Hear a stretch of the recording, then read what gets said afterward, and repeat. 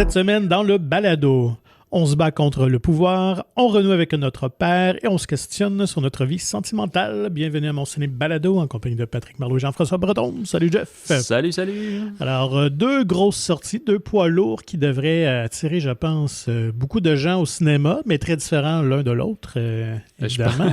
J'en connais un, puis je pense que je sais même pas c'est quoi l'autre.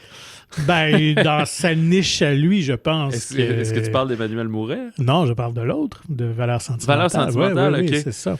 Ah, ben, je pense que dans sa niche, le cinéma international, de Ben, films de Cannes et tout. Oui, là. c'est ça, je pense que Mais je crois que sur la balance, l'un versus l'autre, c'est sûr. ils sont pas dans la même échelle. Exact, mais je pense que pour ce que c'est comme produit, je pense qu'il va être très couru. Je pense que c'est un film qui est très attendu. Mais avant d'en parler, justement, petit tour d'horizon d'actualité. Moi, j'ai relevé quelques petits trucs le fun, dont, écoute, je pense que tu te pourras plus, peut-être, je sais pas. Les Teenage Mutant Ninja Turtles. Mais en animation? No, Ok. live action. Oh, je sais Parce pas. qu'on sait qu'on... Je les aime beaucoup en animation. Puis il y en a un qui sort en août 27, prochain. Là. non, c'est 27 même, 27, qui est la suite là de là. la... Ouais. La Avec Seth refonte Rogen. de Seth Rogen et tout ça. Mais Paramount avait entre-temps annoncé qu'il voulait faire comme une version animée 18 ans et plus sur, je pense que c'était Ronin, la mini-série de bande dessinée. Ouais, c'est ok. ça qui était vraiment plus graphique pour adultes. Finalement, ce projet-là semble avoir été scrappé depuis le rachat de Paramount par Skydance. Et on a confié les clés de la franchise aux producteurs de Sonic, OK. vu qu'ils connaissent évidemment un grand succès avec leur série de films. Alors, ouais, fait que nouveau live action. Mais pour en toute la préparation. famille. Pour hein? toute la famille, oui, Ouais. oui, c'est ça, tout à fait. Qui va venir concurrencer, en fait, celle de dessin animé. Moi, je trouve ça toujours drôle quand même. Mais bon, Sony le font avec Spider-Man avec succès quand même. Ouais. Alterner film et animation. Fait que, on sait que la dernière mouture, c'était Bruckheimer. Hein? Je pense qu'il avait produit ça. Il avait fait deux, c'était assez laid. Voyons, mais Bruckheimer, c'est le producteur, mais C'était le ça. réal, c'est C'était qui le réal? Explosion Bay. Michael Bay. Ah, Michael Bay. C'est ouais. son projet à lui. voilà. Ben, je sais pas si c'était Bruckheimer qui était. Non, je pense que c'est Michael Bay, t'as raison. C'est moi qui ai Directement, confus Bay, parce qu'ils ont travaillé souvent ensemble, mais ouais, c'était Michael Bay. Donc, fait que voilà. Fait que je pense que les tortues vont être encore très présentes. Puis d'ailleurs, pour dans les prochaines années. le gros n'importe quoi de ceux de Michael Bay, il était quand même très laid, les tortues. Ah oui, là, le c'était design bon. n'était pas super. Ouais, fait que c'est le premier défi à relever, je pense. Mais là, on dirait que, vu que c'est producteur de Sonic, mais là, je pense tout de suite à Sonic qui est en animation avec le reste. Fait que là, j'imagine qu'ils vont pas mettre les tortues en animation. Là. Ils vont être en CG. Je sais pas. On n'a pas de plus d'informations à ce niveau-là. Ouais. C'est sûr que... Ah, peut-être, mais ça serait mieux quand même des costumes ou quelque chose, là, comme les premiers films. Là. L'incrustation serait meilleure. Ouais, la technologie est plus avancée aujourd'hui, fait qu'on pourrait faire des choses vraiment hot, je pense. Ouais, ou un peu à les Marvel, là, tu sais, au moins... Hybride un peu. Ouais, là, c'est ça, là, que tu rajoutes un peu, t'embellis un peu. Ou Prédateur, justement, qu'on a pu voir ouais, c'est vrai. récemment. Ouais. Fait que, On donc, peut toujours voir récemment. En fait. ouais. C'est pas parce que nous, on n'en parle pas cette semaine. Il est encore à l'affiche. Donc, voilà pour les Tortues Ninja. Sinon, écoute, gros phénomène. Toi, ta fille est un peu trop jeune, mais Ouais, consomme rien. je pense qu'avoir peut-être 5, 6, 7 ans, peut-être qu'elle aurait tombé dans cette demande-là. Les Laboubou, les fameuses... Je sais pas du tout c'est quoi. ouais, c'est les fameuses poupées peluches qui ressemblent un peu les Ugly Dolls, qui fait peut-être penser à ça, là, un mélange de ça puis autre chose, qui vient de Chine. Ça fait quand même quelques années que c'était sorti, mais depuis un an, là, il y a comme un craze sur les réseaux sociaux. L-A-B-O-B-O, c'est quoi? L-A-B-U-B-U. B-U-B-U. Ouais. La Boubou, écoute, fait que évidemment, ils en ont manqué ici en Amérique quand la craze est arrivée. Je pense que c'était au printemps, au début de l'été. OK, là. c'est récent. Là. Ouais, c'est vraiment de cette année. Puis là, il y avait toutes sortes de contrefaçons. Les Fait gens que là, exploitaient ça. Fait que Sony Pictures a acheté les Alright. droits pour un film de La Boubou. Pas de détails encore donnés. En fait, ils ont juste acquis les droits. Il n'y a pas de scénario, rien de près. Mais ce qui est le danger de tout ça, ces fads-là, c'est que moi, je pense que ça va tomber assez vite. Je pense pas que ça va perdurer dans le temps. Fait que s'ils prennent 2-3 ans à faire un film, je sais pas à quel point que c'est gagnant pour eux. Effectivement. Mais en même temps, si le film arrive dans 8 mois, c'est qu'il va il va avoir tourné coin rond pas mal. Ouais, là, c'est l'autre danger aussi, effectivement. Fait quoi, une espèce de fenêtre de, comme tu dis, dans 2 ans, mettons. Faudrait qu'il soit là en 27. Là, maximum. Idéalement, même peut-être il me Noël semble, 26, je sais pas. J'ai pas les chiffres sous les yeux, mais Ugly Doll, il me semble aussi que le film est arrivé un peu tard sur le mouvement, puis que ça n'a pas autant marché. Non, c'était un peu un coup d'épée dans l'eau. Fait que voilà pour les fans de Laboubou. Donc, pour ceux qui nous écoutent et qui ont de jeunes enfants, vous êtes sûrement au courant du phénomène. Gardez-les sur le hype train 2-3 ans jusqu'à temps qu'il y ait le film. Surtout si tu dis, c'est à 7 ans, quand t'es rendu à 10 ans, et là, est-ce que tu peux encore? Il y a eu un peu le phénomène avec Gabicha. Là, il a eu un succès bien correct, là, bien décent. Là. On s'entend que tous les films familles ne font pas 400 millions comme Zootopia va faire. Là. C'est normal. Surtout quand tu as une série qui roule déjà en streaming gratuitement. Pas gratuitement, mais je veux dire, avec abonnement. C'est comme... mais je pense que la série, sauf erreur, ils n'en font plus. Je pense que c'est comme fini, mais ça roule encore. Okay. Mais tu sais, tu as un public vraiment comme 4 à 7 ans. Fait que déjà, ceux qui ont commencé à le consommer il y a 5 ans, ils commencent à être un peu trop vieux. Fait que tu es toujours sur faut que j'aille du monde constamment. Comme un peu, à l'inverse, le film de Dora avait pris le pari de dire vous avez écouté Dora à 7 ans, vous avez maintenant 12-13 ans. Je pense que ce film-là va vous plaire parce qu'il est familial, mais il est un petit peu plus pré-ado. Fait que c'est un peu ça. Fait que si tu restes toujours dans ta table, mais tu sais, Pat Patrouille réussit. Il y a des émissions, des spin-offs, des films, puis ils sont toujours pour le même public, puis ça fonctionne à fond parce que la propriété intellectuelle, les œuvres se consomment toujours par des enfants de 3 à 7 ans. Et ça demeure toujours très, très populaire. Ouais, voilà. Puis il va y avoir un autre film cet été. Alors, ça continue.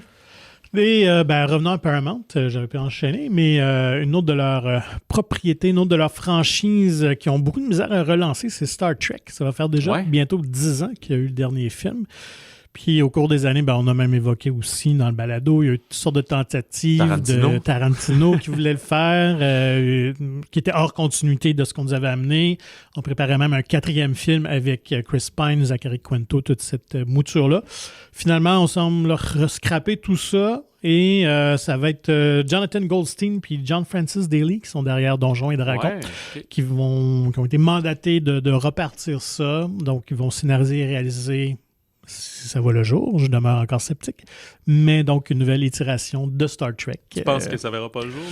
Écoute, depuis 10 ans, ils ont tellement eu d'occasions, puis il y a d'autres personnes qui ont essayé. À ton avis, qu'est-ce qui fait que ça marche pas? C'est-tu que ça appartient à des grands décideurs qui sont comme non, c'est sacré, on touche pas à ça? Je pense qu'ils n'arrivent juste pas à se décider sur l'angle, d'apprendre la bonne façon, parce qu'on sait que le dernier film, quand même, avec Pine et Quinto et compagnie, avait plus ou moins fonctionné, considérant les budgets. Star Trek Beyond, c'est ça, moi? Beyond Meat. Fait que, oui, c'est ça. Donc, fait que je pense que c'est juste ça. Je pense qu'ils n'arrivent pas à être satisfaits complètement de ce qu'ils leur ont soumis, proposé comme scénario. Puis là, le temps passe. Puis là, espérons que ça va être la bonne. Moi, je suis quand même fan. Je suis plus fan des films, en fait, que les séries de télé.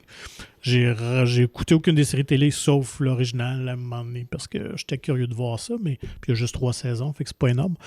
Mais fait que en tout cas, suivre donc pour les Trekkies. Ouais, c'est ça. Mais j'ai l'impression que avec justement l'arrivée de Skydance, ils doivent tout éplucher le catalogue là, de leur franchise. Là, puis là, leur dire OK, ça, il nous faut ça dans les prochaines années parce que c'est payant. Puis comme tu dis, si ça a changé de propriétaire, là, peut-être qu'on va donner l'aval pour dire. Tu sais, quand ils l'avaient lancé avec J.J. Abrams et tout, c'était ça. C'était comme un nouveau pitch, plus aventure, plus pour tous. Puis ça a bien fonctionné. Là. Ouais.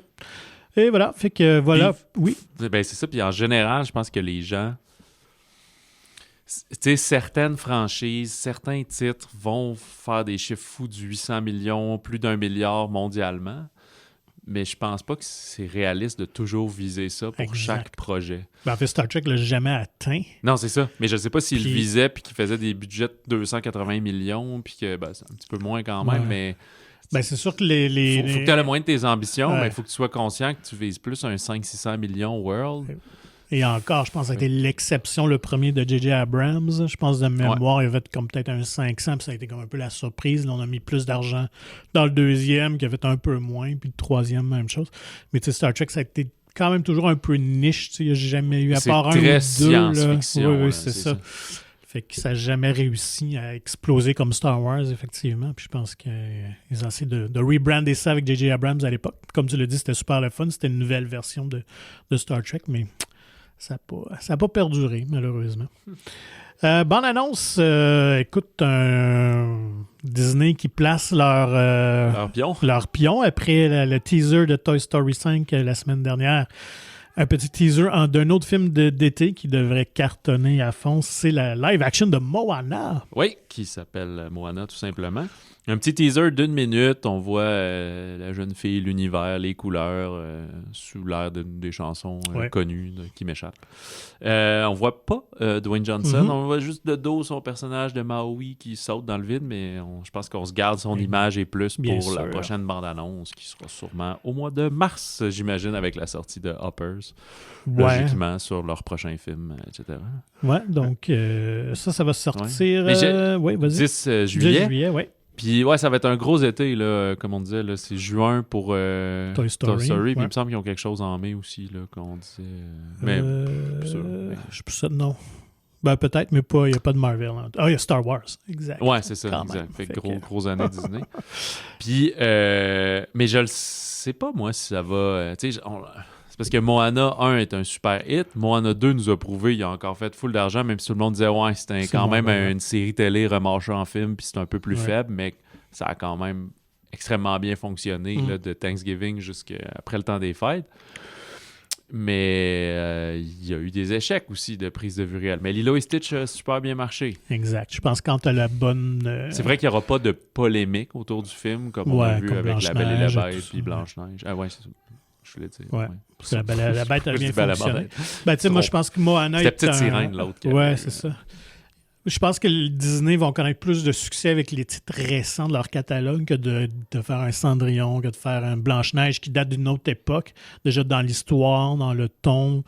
Ouais, puis c'est Damn If You Do, Damn If You Don't, parce que si tu actualises l'histoire, les gens crient ma Blanche-Neige n'était pas de même. Puis si tu la laisses comme aller, ben les gens vont dire ben là, ça n'a pas de bon sens, là, les nains et tout. Alors que si on reste dans les 20-25 dernières années, tu as un public qui est plus prêt, je pense, à accepter ça. Moana fait partie des titres très préférés, je pense, un des plus écoutés sur le site de Disney+. Visuellement, ça a l'air être quand même très bien fait, même ça a l'air un peu du plan par plan. Mais moi, ce qui m'intéresse le plus, c'est que c'est le réalisateur qui s'appelle Thomas Kail, qui est le metteur en scène de Hamilton, qui est la pièce associée de Lin-Manuel Miranda, qui a fait les chansons d'ailleurs pour Moana à l'époque. Fait que déjà là, je pense que ça va être assez intéressant. Puis à noter que pour Moana, ben, la jeune comédienne, c'est son premier film, Catherine Lagahaya. Je m'excuse si je mal prononce son nom, mais qui a l'air très sympathique comme pré-ado. Ouais, c'est sûr que quand tu veux un ado de 12 ans, c'est souvent une première expérience. Là. Ouais, c'est ça. Fait que, à découvrir en juillet. Mais moi, je suis prêt à mettre un gros 2 que ça doit être un des gros succès de l'année. Puis les tunes sont tellement entraînantes, c'est déjà celle que tu as dit dans le film. Là. Ouais, exact. Fait que... Il y a ça aussi un peu, je pense. Ouais. Mais ton argumentaire est bon versus... Blanche-Neige. Blanche-Neige, c'est ça. Ben, je pense qu'il y avait, après les insuccès de Blanche-Neige, justement, ils ont tiré la plug sur des Bambi puis une couple de vieux comme ça qui voulaient faire. Puis, comme tu as raison, ils doivent se concentrer sur du plus récent. Et le prochain sera Réponse, finalement, qu'on a remis sur les rails, parce qu'à un moment donné, on avait comme justement mis pause et tout ça, mais Réponse serait le prochain. Sinon, Lionsgate, qui ont sorti une bande-annonce très précoce, parce que c'est dans un an. C'est un an jour pour jour, ils l'ont sorti le 20 novembre. Fait qu'on veut créer un petit buzz pour le nouveau Hunger Games Sunrise of the Reaping. Sunrise on the Reaping. Ouais, ben, j'ai peu de choses à dire dessus. J'ai remarqué... Attends, j'ai oublié tout Jessie... Gros casting quand même, j'ai noté ça. T'as Elle Fanning qui joue Effie, donc c'était le personnage de Elizabeth Banks dans la trilogie originale, qui la joue plus cher. Parce que là, dans le fond, on est au 50e jeu, donc 24 ans avant le premier film d'Hunger Games, où on suit le jeune Haymitch, l'ado maintenant, le jeune adulte. La participation de Haymitch qui était joué par Woody Harrelson. Très Midsommar comme jeu, là. Très floral, même Stonehenge un peu. Il a l'air d'avoir un volcan puis tout. Ça a l'air très coloré dans la campagne et tout ça. Fait que ça a l'air intéressant. Donc on retrouve Jesse Plemons, Ralph Fiennes qui joue le président Snow, Russo, qui était joué par Donald Sutherland. McKenna Grace, on retrouve Ben Wang, qui était de Karate Kid et de Long Walk. Maya Hawke aussi, et c'est Joseph Zada, que je ne connais pas, qui joue le jeune Haymitch. Mais justement, ça a l'air très coloré. Je trouve ça le fun qu'on nous amène dans d'autres zones. Moi, j'avais beaucoup aimé Ballad of the Song of the Snake. Songbird and Snake, qui avait été une belle surprise. Fait que je pense que ça devrait être en continuité parce que c'est Francis Lawrence, encore une fois, qui réalise, qui a dédié sa vie à Hunger Games. Donc, ce sera son quatrième, 1, 2, 3, 4, non, 5e film. Parce qu'il a fait le 2, il a fait le 3 qui est en 2 parties, puis l'autre fait quand même. Fait que voilà, donc dans Hunger Games, tu peux aller voir ça. Je pense que ça aussi, ça va être un bon succès l'an prochain. Bien sûr. Alors, allons-y. Restons dans les adaptations pour la première sortie de la semaine. La fin du diptyque Wicked for Good de John M. Chu. Oui, Wicked pour de bon au Québec. On retrouve les mêmes personnes que le premier qui était sorti il y a à peu près un an, jour pour jour. Cynthia Erivo, Ariana Grande, Jonathan Bailey, Michelle Yeoh et le bon Jeff Goldblum. L'excentrique Jeff Goldblum. L'excentrique, oui. De terre à terre. Non, qu'est-ce qui se passe? Faut se souvenir, ça finissait que on réalisait que Elphaba se faisait... Elphaba? Oui. Elphaba, pardon.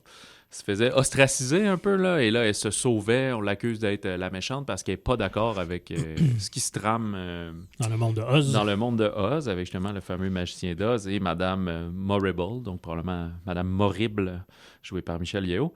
Fait que, comme justement cette dite Madame Morrible fait plein de propagande pour dépeindre la Elphaba comme la méchante sorcière de l'Ouest, celle-ci, Elphaba, tente de révéler l'absence des réels pouvoirs du magicien d'Oz.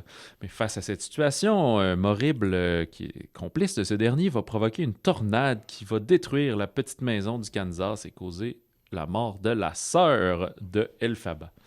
Et au même moment, la jeune Dorothée va émerger des ruines et s'approprier les chaussures magiques rouges. Ça, c'est les fameux souliers rouges? Non, pas encore. Non, c'est pas encore le soulier rouge. Elle va prendre les souliers. Puis, là... ouais, écoute. Et Elphaba, est pas contente, fait qu'elle va la pourchasser, tel quasiment le film Le Magicien d'Oz, un peu. Ça doit être un genre de crossover. Là, vous entendez mon ton de gars qui a pas vu le film. Je peux prendre le relais si ouais, tu veux. vas-y, parce que... Il faut dire au même moment, donc, autant on assiste finalement à l'ascension aussi de Glinda, la bonne, jouée par Ariana Grande. Donc, autant dans l'imaginaire collectif du monde Oz... Elphaba devient la méchante sorcière, Glinda devient la bonne. Oui, effectivement. Donc, ce qui est intéressant, on se demandait d'ailleurs, parce que déjà le premier film, il faut dire Wicked, est une adaptation d'une comédie musicale qui se déroule dans le monde du Magicien d'Oz, qui est un prequel. En fait, on raconte la genèse de ce personnage-là très marquant du cinéma américain, la méchante sorcière de l'Ouest. Et puis, donc, on avait coupé ça en 2 films. Le premier était quand même un 2h30 plus même 2h40, qui couvrait beaucoup de territoire quand même de la comédie musicale. Et finalement, je suis allé lire un petit peu, puis ça suit quand même pas mal beat par beat la comédie musicale. C'est qu'on a quand même rajouté beaucoup de chair alentour, mais la comédie musicale, le premier acte s'est terminé exactement où se termine le premier film. Et même chose pour la deuxième partie, on reprend les mêmes plot points.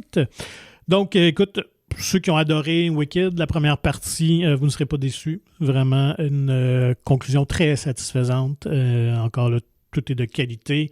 Visuellement, c'est magnifique. Musicalement, c'est super le fun. Au niveau des jeux des comédiens, ils sont incroyables encore. Le duo, je pense que ça avait été comme un pari quand même audacieux de prendre Cynthia Erivo qui n'était pas connue. Ariana Grande est connue pour sa chanson, mais pas nécessairement pour ses qualités de comédienne, d'actrice. Et de les réunir dans un film à aussi gros budget sur 2 films. Mais John Chu, écoute, il a eu la main heureuse parce que déjà dans le premier, ils étaient incroyables. Et là, les 2 crèvent l'écran. Mais là, je dirais, c'est plus Ariana Grande, son personnage Glinda, qui prend la place principale du récit. Fait qu'on... Puis c'est ce qui est le fun, ça vient vraiment balancer. Dans la première partie, on est plus sur Elphaba, là sur Glinda. Et évidemment, on assiste à une sorte de tragédie parce que leur amitié se défait selon leur position qu'ils vont prendre et tout ça. Impossible. Deviennent en opposition, oui. Oui, c'est ça, alors qu'ils commencent en opposition parce que les castes. Là, oui, les classes sociales. Les classes sociales là, découvrent des affinités. Ouais. Et là, finalement, réalisent que leurs positions politiques sont différentes. Oui, et psychologiques Sociales, aussi, parce qu'on comprend le besoin de Glinda aussi, ben c'est ça, c'est besoin de son personnage, sans trop en nommer. Mais, fait que non, niveau scénaristique, super intéressant, fait que bref... Il est un petit peu plus court, là, 2h20. Oui, c'est ça, mais écoute... Ce qui, de nos jours, est un film très court. C'est ça. Tu sais, j'ai vu quelques critiques passer, que c'était un peu long, puis tout ça, mais honnêtement, moi, j'ai pas vu le temps passer. Moi, j'ai vraiment beaucoup apprécié. Difficile de comparer, est-ce que c'est meilleur au premier? Parce que dans le fond, c'est un film en deux parties. C'est un tout. Puis moi, j'ai écouté le 1 avant d'aller voir le 2. Je l'ai écouté hier dans la journée. Fait que c'était vraiment frais dans ma mémoire. Fait que c'est comme si j'ai un entracte d'une coupe d'heure, puis après ça, je suis allé le voir. Puis mais ça marche parfaitement. Puis j'étais curieux de voir justement comment on intégrait la partie du Magicien d'Oz, qui était aussi dans la comédie musicale. Puis ça, j'étais pas certain, je l'ai jamais vu. Mais effectivement, donc on évoque Dorothée puis tous les trois autres personnages là, mythiques dans la comédie musicale. Donc évidemment, dans le film... J'en dirai pas trop, je vais vous garder la surprise, mais c'est pas tout à fait le rôle auquel je m'attendais. Mais ça se dit, c'est pas négativement. Mais je pense que le tour de force de Wicked, c'est d'avoir pris un film iconique comme Le Magicien d'Oz et de nous flipper ça. Après ça, quand on va réécouter le film, on ne verra plus jamais de la même façon. Puis là, c'est comme si on revoit des fois le film, mais des points de vue de Glinda puis d'Elphaba, qu'on ne voit pas nécessairement dans le film. Ils sont là, mais... Un peu behind the scenes. Ouais, c'est ça. C'est un peu comme Back to the Future 2, où ils nous renvoyaient des images du premier, des scènes du premier film. Ouais. Mais là, c'était du point de vue du nouveau Marty dans le passé et tout ça. Fait qu'il y a un peu ce côté-là qui est... un peu ce côté-là qui est vraiment le fun. Fait que moi, j'ai passé un bon moment, puis là, j'ai vu en plus avec une foule, ce qui est plus rare quand même pour nous autres. Fait que le pouls était très bon, les gens réagissaient beaucoup et tout ça. Fait que je pense que ça va être un très bon crowd pleaser. Et j'ai l'impression que ça va connaître un aussi grand succès. Là. Des fois, une suite, c'est dur de répéter sur le long terme, mais... C'est parce qu'il y a toujours un effet, et le savent eux autres aussi. Prends-moi, par exemple, j'ai vu le premier, moi, j'ai pas vraiment accroché à tout ça. Là. Je reconnais plein de qualités au film, c'est juste que moi, ça m'a pas parlé, fait que j'ai laissé passer pour le deuxième, vu que toi, tu y allais bien volontiers. Ouais. Fait que, tu sais, ça va être ça pour plusieurs, là, qui vont avoir vu le premier, puis en fait, c'est pas tout à fait pour moi. Et est-ce que les fans de Mordu, vont le réécouter autant de fois qu'ils sont allés peut-être la première fois au cinéma? Fait que je pense que ce qui va... l'aider d'une certaine façon, évidemment, c'est pas accidentel, c'est la période. Fait que ça se peut que le week-end soit pas si fort que ce qu'ils attendent, mais que les gens savent déjà, hey, l'an dernier, j'étais allé le voir dans le temps des fêtes, fait que je vais faire ça. T'sais. Fait que même s'il sort là, ils vont attendre 4 semaines avant d'être vraiment en congé des fêtes puis d'y aller. Fait que c'est un film que ça se peut qu'il soit pas 180 millions ce week-end, mais une chute de 75%, mais plutôt partir puis se maintenir un petit peu plus puis vraiment performer aussi dans les fêtes puis là casser en janvier là. Exact. Ça se peut très bien que ça fasse ça ce genre de sortie alors que je prends Dune par exemple qui lui était sorti comme en octobre, les deux étaient sortis en octobre, en tout cas le premier était sorti en octobre, le deuxième en mars différemment comme 18 mois plus tard puis le premier ça avait été modeste, puis il avait roulé vraiment longtemps. Je pense que j'avais déjà discuté de ça, mais le deuxième est parti très fort parce que là, il y en a qui ne savaient pas c'était quoi, ça avait pris du temps. Finalement, je l'ai écouté ou je ne l'ai pas vu au cinéma, puis hey, c'est vraiment bon, hey, je veux voir la suite. Fait qu'il est parti super fort. Ultimement, il a fait plus d'argent, mais il a été moins longtemps à l'affiche que le premier. À un moment donné, c'était juste, les gens sont venus plus tôt, plus vite, puis là, après quelques semaines, je sais pas, 8-10 semaines, il n'y a plus rien à faire, alors que l'autre avait joué de 15, 16, 20 semaines. Il y a certains cinémas l'ouvrent en octobre puis il jouait dans les fêtes en vue des Oscars, en vue de tout, tandis que là, l'autre, quand il sort en mars, tu le garderas pas jusqu'aux Oscars l'année d'après. Là. Dès qu'il arrive le mois de mai aussi, puis toute la calendrier de sortie. Exact, c'est fait tasser fin avril, exactement. T'sais. Mais en tout cas, bien curieux de voir ça. Il faut rappeler quand même que le premier avait fait 400 millions au box-office américain. Ouais, c'est ça. Fait que je pense qu'il belle vise surprise, honnêtement. un petit peu moins, mais rien de... Il avait-tu fait à peu près 400 ronds? Je pense que c'était 414, 415. Je pense qu'ils visent le 380, fin 300 115, exactement. Ça pourrait là. être Je très pense que bon. ça doit être là. plus ça. Là. Ouais. 400 serait l'objectif. On est super content de ça, mais peut-être modestement, ils sont plus dans le 375. Quelque chose de même. Fait que finalement, parce que je pense qu'il y avait de quoi 700 à travers le monde, il y avait un petit peu moins à l'international, puis c'est un phénomène plus très américain, mais pour deux films finalement qui étaient tournés ensemble, fait que c'est sûr que tu économises, t'as des économies d'échelle. C'est 5h30 de Fait film, que, mais c'est ça, plutôt que de redonner tout le monde, remonter les décors, refaire. T'sais. Fait que mettons que tu mets un 200 quelques millions plus promotion, un 300 millions, puis tu fais 1,2-3 milliards. C'est un bon retour sur investissement. C'est ça. Pour moi, c'est plus que 100 millions la promo. Ça doit être 100 millions par film. La promo. Ouais, peut-être. Donc, voilà pour Wicked for Good. OK, y a-t-il d'autres choses? Il y a d'autres choses dans le peu plus lourd, un peu dans le plus complexe. Alors que Wicked for Good, on est quand même dans les bons sentiments. Alors, on va avec Sentimental Value de Joachim Trier. T'as vu mon... Oui, mon mais switch. j'ai complètement oublié de noter les choses pour ça. Parce qu'il était sorti la semaine dernière. C'est ça, parce qu'à Montréal, il est sorti la semaine passée, puis c'est bête parce que c'est le film le plus récent que j'ai écouté.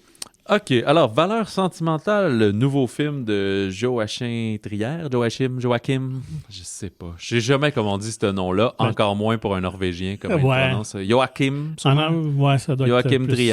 À l'anglophone. Co-scénarisé avec, j'imagine, son ami Eskil Vogt.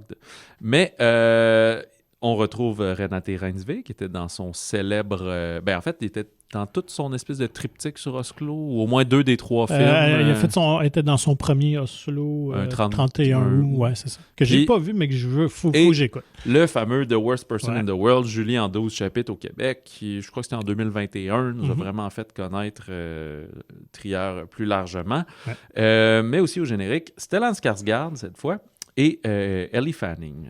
Tu dis ouais. Elle? Ouais, c'est Elle. C'est Elle, OK, c'est comme français un peu. Aïe, aïe, aïe. Qu'est-ce qui se passe ici? Valeur sentimentale, c'est très bien parce que c'est un film qui est un peu aussi sur les dessous, l'arrière-scène du cinéma. Agnès et Nora sont 2 sœurs qui vivent bien ensemble. L'une est comédienne de théâtre, Nora, alors que Agnès est historienne. Ouais, c'est ça. Et voit leur père débarquer après de longues années d'absence, alors que leur mère vient de mourir, ils vont devoir vendre la maison familiale, etc. Et lui, c'est un réalisateur de renom, là, qui fait ses films, qui joue justement à Cannes, puis dans des festivals internationaux. Il fait des films norvégiens, là, justement. Et il va proposer à Nora, qui est comédienne, de jouer dans son prochain film, inspiré par sa propre mère à lui, donc la grand-mère de Nora et tout. Mais comme leur relation est très conflictuelle, elle refuse. Elle veut pas travailler avec lui, elle lit même pas le scénario, rien. Elle dit non, c'est inacceptable. Fait que il va se retourner vers une actrice très en vogue, donc jouée par Elle Fanning, la jeune star hollywoodienne à qui va proposer le film. Fait que au fil que le film Valeur sentimentale se développe, on voit la genèse du film, sont beaucoup plus en pré-production, en répétition. Les 2 sœurs, comment elles naviguent ensemble, on voit des souvenirs du passé. Il y a un côté aussi très... comment ça s'appelait dans le film avec Tom Hanks, là, qui est d'un plan fixe dans la même maison tout le temps. Here, là, c'est ça. Il y a un peu ce côté-là qu'on voit la maison parce que pendant plusieurs générations, là, les filles habitent plus dedans, là, mais ils habitaient là, donc lui était là, ses parents, ses grands-parents, fait qu'est-ce qui s'est passé, des histoires positives ou négatives. Fait que c'est un film, c'est un drame lumineux, je dirais, sur des liens familiaux d'artistes et de familles, pas complètement brisés, mais qui pas famille modèle non plus. Là, en froid, effectivement. Ouais, c'est ça. C'est plus en froid. Il n'y a personne qui lance des assiettes sur le mur et qui se poignarde là-dedans. Là.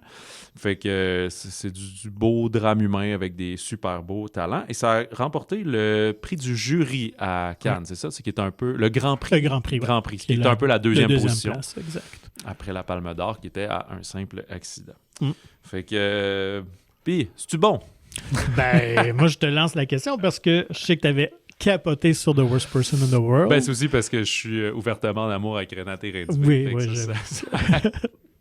c'est ton plus one. Mon plus one, oui, c'est ça. Faudrait que j'en parle à ma blonde. Mais, donc, toi, par rapport à tes attentes... c'est ça. Moi, je trouve que tous les films qui s'en viennent dans les prochaines semaines, il y a... L'agent secret aussi qui sort bientôt, qui est le représentant du Brésil. Il y a Sirat qui s'en vient peut-être, qui était l'autre vu. Je vois, il y en a plein. Là. C'est toujours la période, là, novembre-décembre. Il y a aussi le parc Chanwok. Il y a plein d'affaires comme ça. Il y en a qui sont plus un petit peu flyés. Mais quand c'est comme un drame humain, comme un simple accident, je trouve qu'une critique dithyrambique de genre « Wow, 5 étoiles, pitchez-vous des murs », c'est à double tranchant. Parce que la barre est trop haute pour le film. Fait que c'est un peu ça mon avertissement. C'est comme, ça va pas changer le cinéma puis tout révolutionner, tu sais. Ou juste on pense en Palme d'Or. Je discutais avec des collègues ce matin puis j'étais comme, Anatomie d'une chute, ça a vraiment créé un buzz. Ça a joué longtemps au cinéma. Plein de gens ont découvert ce film-là, ont vraiment aimé ça. Mais chaque Palme d'Or, puis chaque année, il n'y aura pas un Anatomie d'une chute. Là. Comme un Avatar pour le blockbuster ou quelque chose comme ça, ou un Wicked. Chaque comédie musicale va pas être un Wicked. Là, fait que c'est le même principe. Fait que moi, je n'ai que du positif à dire du film. Pour vrai, j'ai vraiment rien de négatif. C'est 2h15, c'est très raisonnable comme longueur. On approfondit les personnages, on se promène. On est plus sur Nora, après on va plus sur leur père. Finalement, la dernière partie, on est plus sur Agnès, sur l'autre sœur qui, elle aussi, avait joué dans un film de son père quand elle était enfant, puis maintenant, son père veut que son enfant à elle joue dans son film. Fait que c'est quoi son appréhension par rapport à ça? Fait que, puis c'est pas, après ça, c'est pas tant un film de derrière la caméra puis tout ça, parce qu'on est juste plus dans la pré-production, les répétitions, ces choses-là. On se rend pas vraiment dans le tournage du film. Fait que ces relations-là, puis ce qui est bien fait, puis humain, c'est que il y a quand même beaucoup de non-dits. T'sais. Les personnes ne vont pas s'asseoir devant un café puis dire, tu sais, quand j'avais 8 ans, puis là, je t'attendais pour ma fête, puis tu m'as pas acheté le bon cadeau, puis t'es pas venu, ben ça, c'est une déchirure que j'ai jusqu'au... Ils vont pas dire ça parce que ça serait trop évident comme un scénario de 101 mélodramatique. T'sais. En même temps, c'est très scandinavien parce que c'est comme la réputation, c'est pas des gens qui s'ouvrent facilement. Ah, OK. Bon, c'est des gens très refermés, beaucoup de non-dits. Bergman a fait une carrière là-dessus. Fait que, ouais. Je savais pas que c'était généralisé. Ouais. C'est ça. Fait que moi, j'adore les interprétations. Je trouve ça très intéressant où le scénario va. Il y a quelque chose de rafraîchissant, on peut se dire c'est loin de nous ça, des acteurs puis des artistes puis tout, mais en même temps c'est fascinant. Le personnage d'Elle Fanning aussi, qui parce qu'elle est entre les deux, je pense qu'elle a fait des films plus populaires, elle a fait des drames qui ont été plus des échecs, ce qui sans rappeler, c'est clairement pas l'inspiration, mais en ce moment c'est Sydney Sweeney qui vient de faire quelques hits avec des comédies, des films grand public, qui fait un film plus introspectif. Je parle de Christie ici. Le film est bien, là, ça va, mais complètement un échec commercial puis tout. Fait que c'est drôle, dans l'air du temps, il y a ça, mais elle veut pas une émule parce qu'elle joue pas du tout de la même manière et tout. Je la sens plus comme une genre d'Emma Stone, là, mais dans ses débuts, là, mais maintenant Emma Stone est bien établie. Là. Fait que, il y a des critiques à son endroit, puis aussi son film va en financement, mais avec Netflix. Fait que là, il y a quelques pieds de nez que probablement que Joachim Trier lui-même met de genre, le journaliste pose la question, le film va-tu jouer en salle? Puis là, le réalisateur de 80 ans, il est comme, ben, c'est sûr qu'il va jouer en salle, ou c'est que tu veux qu'il joue? Puis là, l'autre est comme, on s'en reparle. T'es comme, OK, ouais, il y a ça qui se passe là, dans le cinéma. Il veut retravailler, il a toujours travaillé avec le même monde, ça fait comme 15 ans qu'il n'a pas fait de film. Là, il veut retourner, finalement, son monde sont vieillissants, sont peut-être plus, ils ont peut-être plus l'œil du tigre là, pour bien travailler avec lui, peut-être devoir... Puis tu sais, lui, on comprend que c'est ça, il a eu des enfants, il s'est séparé d'avec sa femme, c'est un solitaire, c'est aussi quelqu'un qui est dans l'énergie puis dans son projet du moment, fait que sa vision de prendre soin des gens n'est pas la même que les filles. Fait que les filles sont comme, tu sais, tu nous as abandonnés, t'étais pas là pour nous, puis t'es comme, ben, à un moment donné, j'étais là pendant 2 mois, puis c'était le fun, puis après, je suis parti, puis c'est bien correct, là, tu sais, trouve ton affection ailleurs. Fait que ça crée des drôles de relations parce qu'ils n'ont pas les mêmes attentes l'une personne envers l'autre. Mais t'es un adulte, tu peux pas exiger qu'un enfant de 8 ans ait la même compréhension de genre, utilisons-nous pendant que je suis là, puis après... Fait que bref, moi, je trouve ça super, super bien, mais après ça, si tout ce que je viens de dire depuis 5 minutes vous laisse de glace, ben là, c'est pas voir le film qui va changer ça. C'est ça mon... Tu sais, moi, je suis dans le 4-5 étoiles, mais je peux comprendre quelqu'un qui serait comme hey, 1 étoile, c'est nul à chier. Ça, je crois pas ça, là. Non. À part, vous êtes vraiment trompé de salle quand vous êtes entré, là, mais... Je pense que le public qui aime ce genre de film-là vont beaucoup aimer. Oui. Je te rejoins où il y a eu beaucoup de critiques très dithyrambiques. Des fois, ce genre de film, la critique, qu'ils aiment ça encensé. Ouais, c'est ça. Puis là, on sort les extraits, là, j'en voyais sur le poster, là, c'est comme redéfini le cinéma, puis tout. Je suis comme, ouais, il faut faire attention. C'est pas un chef-d'œuvre. Mediafilm l'ont mis remarquable. Je n'irais même pas jusque-là, mais c'est un très bon film. Tu l'as dit, toutes les qualités. Au niveau de la mise en scène, la réalisation est super intéressante. Les comédiennes sont très bonnes. Le duo. Des personnages qui ont beaucoup de profondeur. Oui. Puis, couche. Tellement joué avec aisance. Moi aussi, j'étais en amour avec Renate. Elle est fascinante à voir, mais celle qui joue sa sœur aussi, oui, est super bonne. J'avais Inga Hibdotter Lelias, pardonnez mon norvégien, mais qui se complète très bien l'une et l'autre. Elle Fanning aussi, très solide. Puis ce qui est intéressant dans le récit, c'est qu'il change souvent de point de vue aussi. Fait qu'on se promène d'un personnage à l'autre. Fait qu'au niveau de la narration, c'est toujours captivant. Oui, il y a du rythme. Là. C'est pas, des fois, c'est pas un long 2 heures et quart. C'est ça, plus de 2 heures. Il y en a qui font les films sont toujours trop longs. Mais s'il fait bien, il remplit bien, il n'y a pas de problème. Je pense que Wicked aussi remplit bien son 2h20. Ben, lui aussi, tu sais. Une des scènes, quand même dans le début, je ne me souviens plus, elle est actrice de théâtre. Là, ça se prépare à faire une grosse pièce. Puis là, elle a vraiment une espèce de crise de panique. Là. Super hot, cette scène-là. Là, on ne sait vraiment pas comment ça va finir. Je vous le gâche pas, mais ça dure quasiment 5-10 minutes qu'elle court partout, qu'elle veut pas rentrer sur scène, que tout le monde est comme là, si elle se sauve, on est vraiment dans la merde. Ouais, tout à fait. Ça met le ton dès le départ. Fait que, bref, vraiment un film très intelligent. Encore là, il y a Joachim Trier qui se révèle comme une nouvelle voie du cinéma contemporain, là, parce que en quelques films, il a réussi vraiment à s'établir.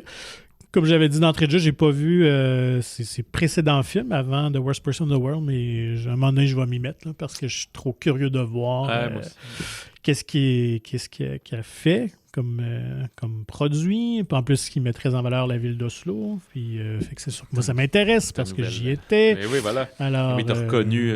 Parce que c'est vrai que c'est ça, parce que sinon, dans le rôle de la ville n'a pas tant d'importance. Puis comme ils sont dans une vieille maison, puis on comprend juste un petit peu plus en banlieue. Tu sais, la ville est moins au cœur du film que les précédents. Fait qu'à un moment donné, il y a un gros plan sur le théâtre, puis là, t'as reconnu le lieu. Le centre-ville. Il nous reste 2 films majeurs, mais t'en as vu un, j'ai vu l'autre. Fait que veux-tu... restons dans la saveur internationale. Je vais y aller avec 3 amis et tu finiras avec Rental Family. Parfait. Alors, je te laisse aller. 3 amis de Emmanuel Mouret. Emmanuel Mouret, qui est un habitué des comédies dramatiques, dramédies d'amourette, d'amour et aussi de tromperie, là. D'adultère, merci.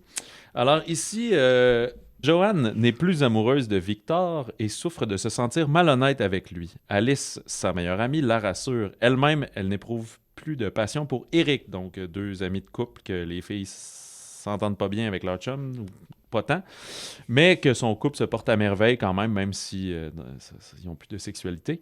Mais elle ignore que lui a une liaison avec Rebecca, leur autre amie commune. Alors, les maris pas fins couchent avec les amis des autres, ou l'un des deux du moins. Mais ce qui va arriver, c'est que quand Johan va finalement quitter Victor, parce que c'est malhonnête de ne plus être amoureuse d'être avec lui, mais celui-ci va, disparaître et la vie des 3 amis et leurs histoires vont s'entremêler, se retrouver bouleversés à jamais. Donc, c'est ça. 3 amis, 2 en couple, une célibataire, une qui couche avec le chum de l'autre, une qui est plus en amour avec son chum, qui le laisse, qui est là, ça vient tout bouleverser. Qui était déjà un déséquilibre, mais ça vient déséquilibrer le déséquilibre, kicker le tabouret. On est dans le film choral, drame sentimental par moment, quand même un peu d'humour à travers ça. Fait que, malgré ce qu'on pourrait penser de la lourdeur de la prémisse, c'est très léger dans le ton. Fait que, c'est ça. Oui. Fait que, moi, je dirais que ça fait penser à du Woody Allen dans ses bonnes années. C'est très jaseux, très bavard, mais très lumineux, très belle direction photo, utilisation de musique classique. Fait que tout ça, d'ailleurs, même il mourait s'en cache pas. J'avais lu qu'il s'était inspiré beaucoup du film Alice de 1990 de Woody Allen. D'ailleurs, le personnage de Camille Cotin s'appelle Alice. Alors, il a le petit clin d'œil. De dire que Camille Cotin, India Air, Sarah Forestier, fait que des forme le trio des 3 amis. Vincent Macaigne, qui est celui qui joue Victor, je pense. Je peux pas te situer. En tout cas, Je connaissais moins les hommes. Ah, OK. Ben, McCain, il était aussi dans L'Avenue de l'avenir. Là. C'est lui qui a toujours l'air un peu perdu. Là. Les cheveux longs, bruns, Ouais, c'est ça, oui. Tout à fait. Puis il a été dans les 2 autres derniers de Mouret, là, c'est comme l'habitué. Damien Bonnard aussi, qui est un cinéaste français bien établi et tout. Fait que il profite pas de ce film pour faire découvrir de nouveaux talents. Il prend des vedettes bien établies, talentueuses et appréciées. Et c'est bien rendu parce que le trio de comédiennes sont tous fantastiques, honnêtement. Donc oui, fait que vous aimez le bon cinéma français, classique, relations de couple... quand même des bons petits twists aussi dans le scénario.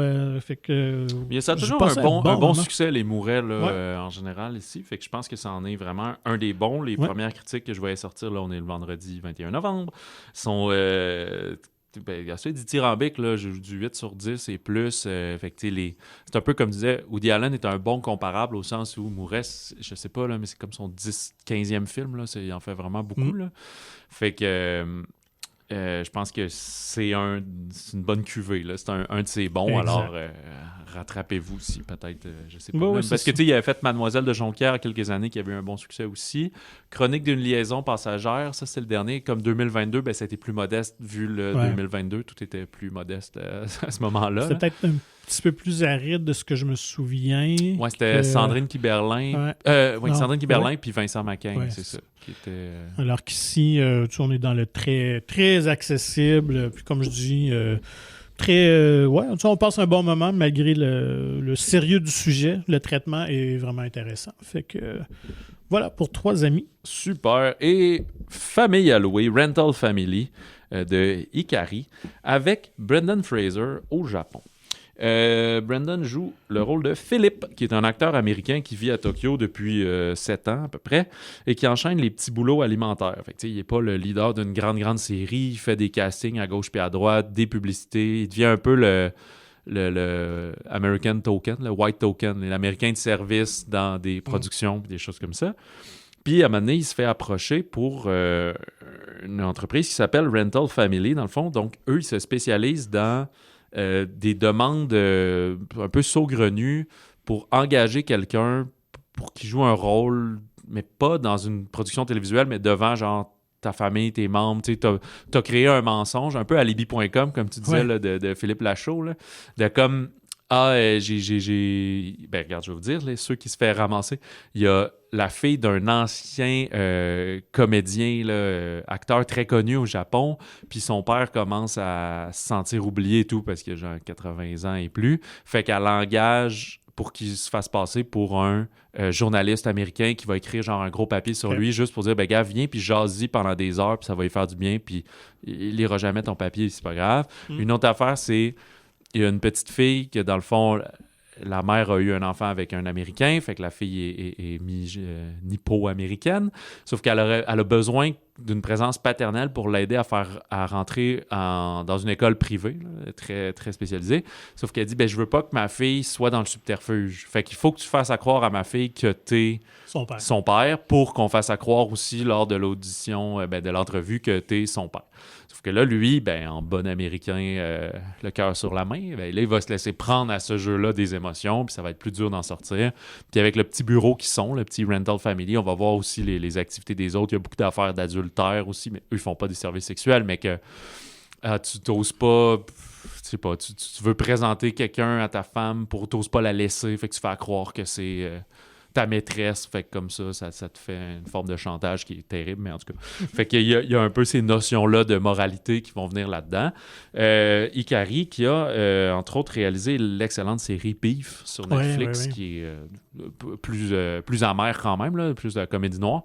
Ici, c'est vraiment un drame lumineux. Là, je l'ai dit pour valeur sentimentale, ça l'est encore plus ici.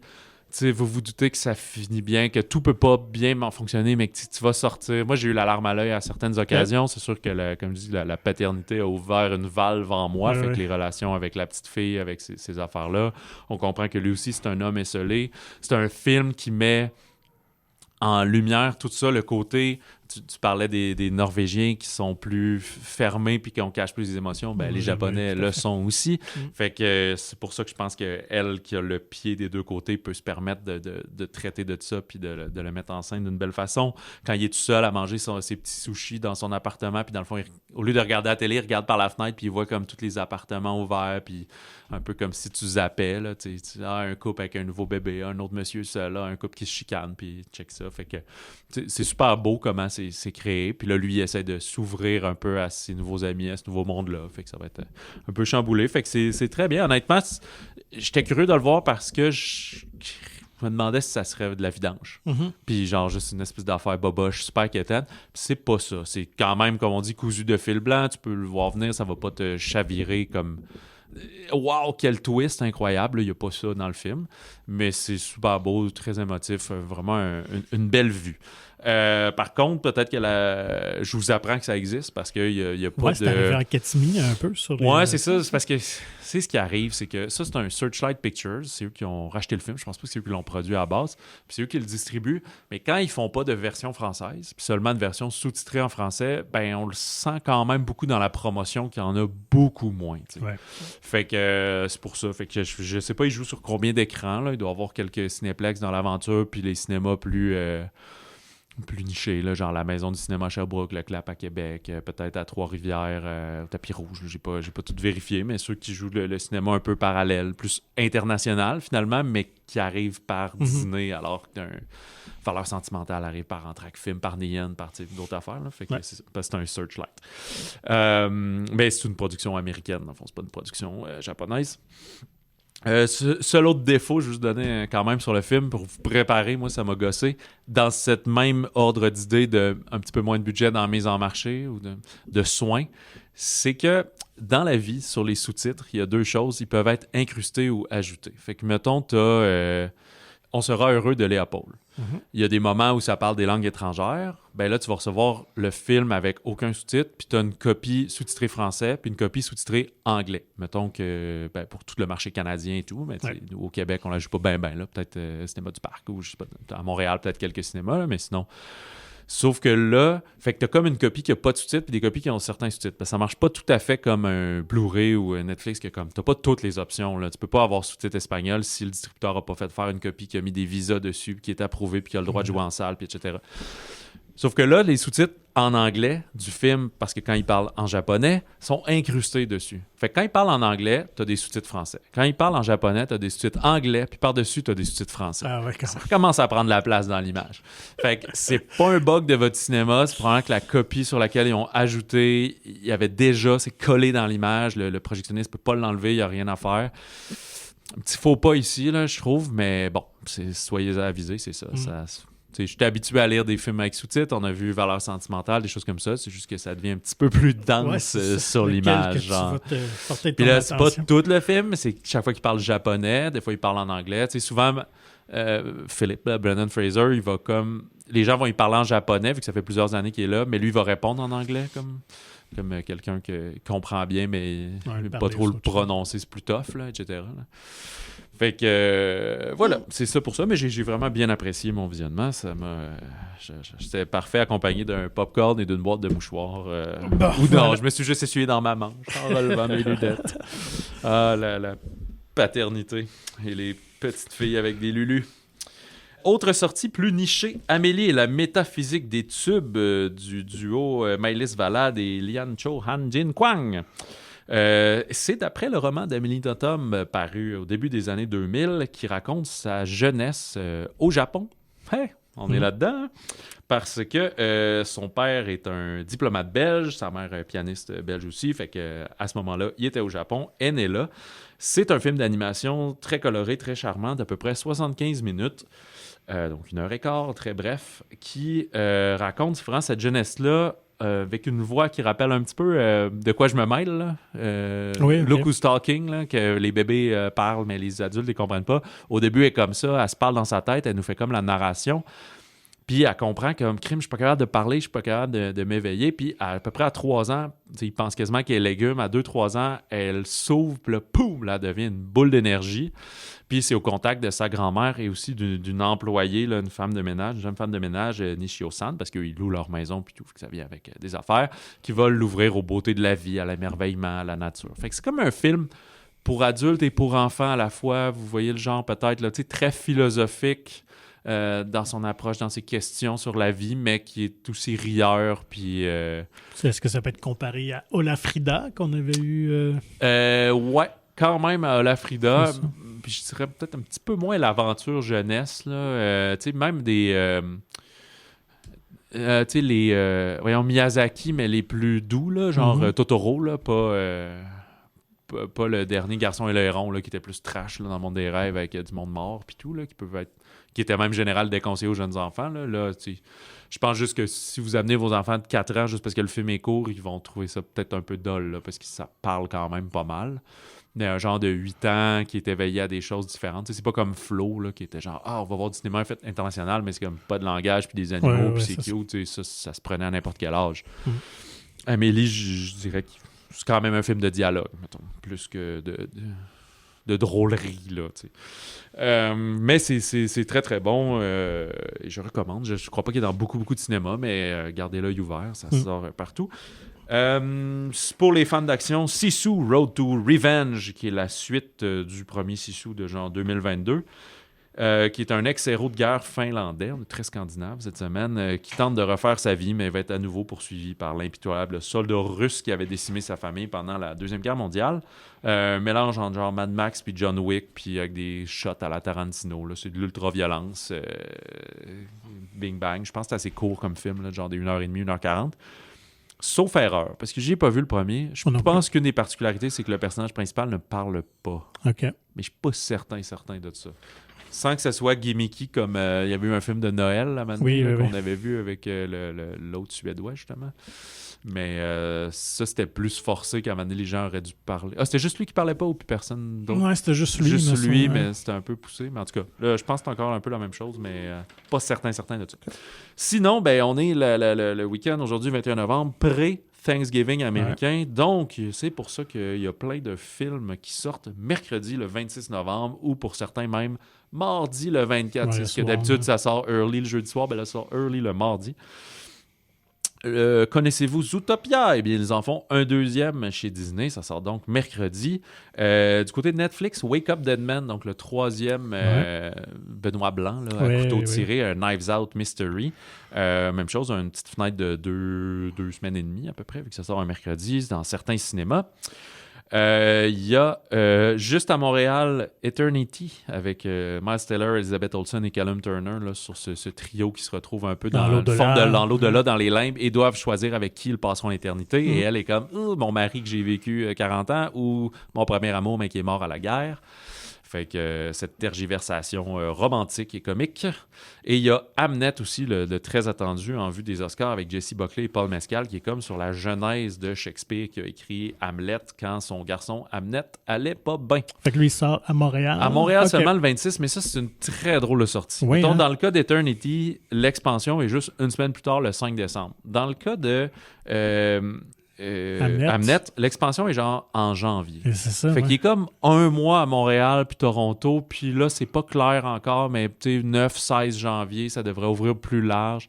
Puis je pense qu'ils veulent essayer de garder leurs écrans forts jusqu'aux Oscars, mais ils voulaient pas manquer cette fenêtre-là pour sortir. Fait que c'est une sortie là, plateforme, mais très, très longue. D'habitude, à chaque semaine, tu sais, d'habitude, en 2-3 semaines, c'est fait. Là, au plus 4. Là, ça va être comme en 6 semaines. C'est drôle, ben. Fait que c'est ce qu'on fait du côté de Hamnet. Je pense qu'on veut éviter que tout le monde l'ouvre puis qu'après 3 semaines, il débarque, mais on voulait vraiment le sortir avant les fêtes. Fait que ça donne ça.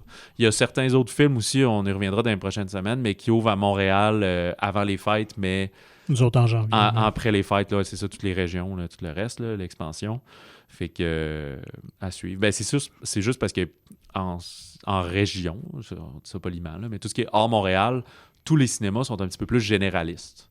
À Montréal, ben, comme on dit, t'as le Duparc, t'as le musée, t'as le Beaubien, t'as le Moderne, t'as des cinéplexes de 20 salles, fait qu'ils sont plus capables d'avoir un film qui joue à la limite dans une seule place, mais qui rassemble toute la ville. Si à Québec, à Sherbrooke, à Trois-Rivières, tu peux pas avoir ça. Fait qu'il y a beaucoup de films que c'est pour ça qu'ils se rendent pas du tout à l'extérieur de Montréal, ou que s'ils arrivaient ici, ben ils prendraient complètement la place d'un écran pendant les fêtes. Ben là, tu vas pas mettre Zootopia dehors ou quoi que ce soit. Exact, il n'y a pas la place sur les écrans. Avant les fêtes comme ça, il y a beaucoup de films. Normalement, tu as une vue de cinéma de 4 semaines sur un film, mais là, c'est comme si tout freine, là, puis veut rester là, puis là, passer le temps des fêtes. Là. Fait que tout ce qui sort à partir de là, la plupart ont une petite idée de j'aimerais ça que mon film soit là tout le temps. Là, miser sur les nominations aux Oscars, là, Mnet, c'est clair qu'ils vont ils attendent juste ça, puis après ça, 10 nominations. Mais c'est ça, tandis qu'un, mettons, Rental Family, ils s'attendent pas à ça, mais c'est sûr que si un cinéma dit moi je te le garderai pendant les fêtes, ils vont c'est pas de problème, ça va me faire plaisir. Là. Mais peut-être qu'ils s'attendent moins à ça, là, mais bon. Bref, fait que ça, c'était mon My Two Cents sur les sorties. Fait que la semaine prochaine, on n'aura pas le temps de voir tout ça, mais sûrement Zootopia et surtout Les Furies de Mélanie Charbonneau qui sort le 28 novembre, qu'on a déjà vu. Et on va aussi discuter avec l'équipe normalement. Très, très sympathique. Je vous encourage déjà chaudement à y aller. Là, pas besoin d'attendre notre verdict là, pour acheter vos billets. Si vous aimez les comédies sportives, vous serez servis. Pour nous contacter, écrivez-nous au balado@monciné.ca et suivez Magazine Monciné sur Facebook et Instagram. Procurez-vous gratuitement le magazine Monciné, disponible en version numérique ou physique dans votre cinéma favori de la province. Je pense qu'il y a plein de cinémas là, que le récent magazine n'est plus. Il a été écoulé, il a trouvé preneur et des maisons et des voitures, mais le nouveau s'en vient première semaine de décembre. Dans 2 semaines. Là. Je pense il est parti sous presse. Ça sera pas long. On s'en vient. Visitez le monciné.ca pour plus d'informations. Sur ce, bon cinéma, bon popcorn, et n'attendez pas que votre père vous propose de jouer dans son nouveau film afin de faire la paix avec lui.